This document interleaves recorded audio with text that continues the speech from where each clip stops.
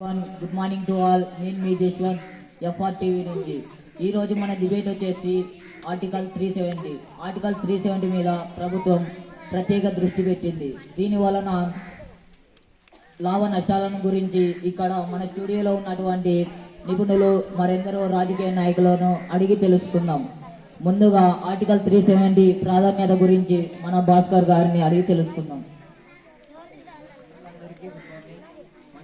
చెప్పినట్లుగా చారిత్రాత్మక ప్రాధాన్యత గమనిస్తే మహారాజా రంజిత్ సింగ్ 1947లో భారత ప్రభుత్వంతో చేసుకున్న ఒప్పందం ద్వారా ఆర్టికల్ 370 ప్రకారం జమ్మూ కాశ్మీర్కు ఇవ్వబడింది. మన భాస్కర్ గారు చెప్పినట్లుగా అది లాభమో నష్టమో మన హరిత గారిని అడిగి తెలుసుకుందాం.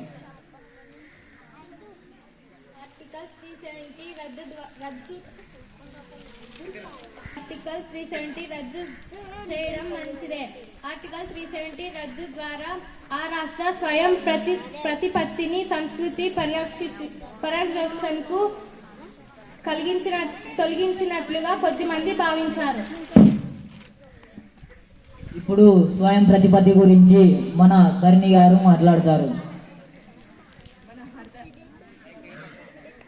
మన హర్త గారు చెప్పినట్లే జమ్మూ మరియు కాశ్మీర్కు స్వయం ప్రతిపత్తి వలన కలిగే లాభాలు ఏమిటంటే రక్షణ, విదేశీ వ్యవహారాలు మరియు కమ్యూనికేషన్లు మినహా రాష్ట్రం తన సొంత చట్టాలను తయారు చేసుకోవచ్చు. ఇప్పుడు మన ధరణి గారు చెప్పినట్లుగా స్వయం ప్రతిపత్తి వలన లాభ నష్టాలను గురించి మన చరణ్ నాయక్ గారు మన ధరణి గారు చెప్పినట్లు దాంట్లో కొన్ని లాభాలు ఉన్నాయి మరియు నష్టాలు కూడా ఉన్నాయి.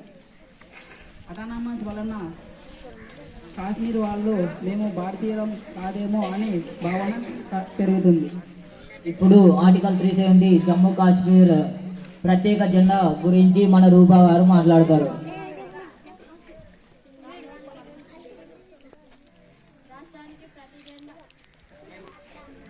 సొంత జెండా ఉండవచ్చు.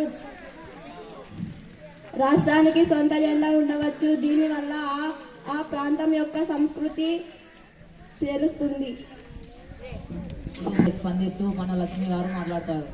రూపా గారు చెప్పినట్లుగా కొన్ని లాభాలు మరియు నష్టాలు కూడా ఉన్నాయి. భారత జాతీయ పతాకాన్ని గౌరవించకపోవచ్చు, లేదంటే దేశం మరొకసారి విభజనకు దారి తీయవచ్చు. ఇది నా అభిప్రాయం. ప్రత్యేక రాజ్యాంగం శాశ్వత నివాసం గురించి మన గుణవతి గారు మాట్లాడతారు. ప్రత్యేక రాజ్యాంగం రాష్ట్రానికి దాని సొంత రాజ్యాంగం ఉండవచ్చు. దీనివల్ల అప్రాత అవసరాలు తీర్చుకోవచ్చు. ఆర్టికల్ 370 ద్వారా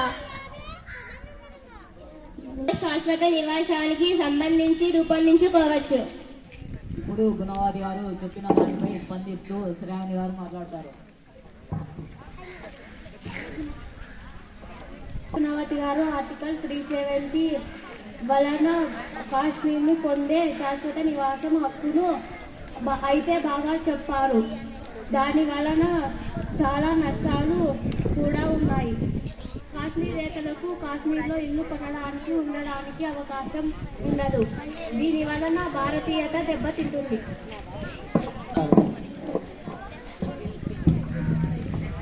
తమ ప్రత్యేకత సంస్కృతిని ఈ 370 ఆర్టికల్ వలన అవకాశం ఉంటుంది. చెప్పిన దానిపై స్పందిస్తూ రజనీ గారు మాట్లాడతారు.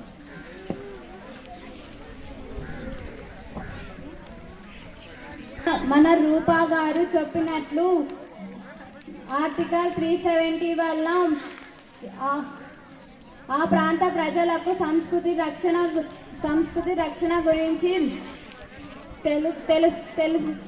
తెలుపుతుంది. అయితే అది చాలా నష్టాలకు దారి తీస్తుంది. సంస్కృతి రక్షణ, కులతత్వం మతతత్వం పెరుగుతుంది. కులతో వివాహ సంబంధం, ఆస్తి సంబంధం లేకపోవడం వలన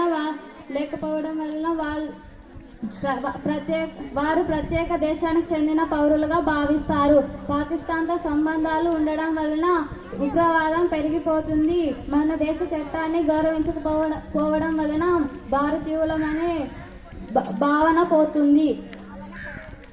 ప్రధానమంత్రి గారు ఆర్టికల్ 370 మీద ఏం నిర్ణయం తీసుకున్నారో మన స్వాతి గారి మాటలు జశ్వంత్ గారు భారత ప్రధానమంత్రి గారు ఆర్టికల్ 370పై ఎలా స్పందించాలని అడిగారు.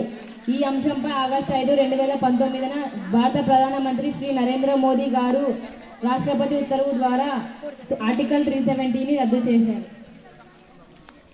ఆర్టికల్ 370ని రద్దు చేయడం ద్వారా వచ్చిన సమస్యలు మన శ్రీ శృతి గారు చెప్తారు.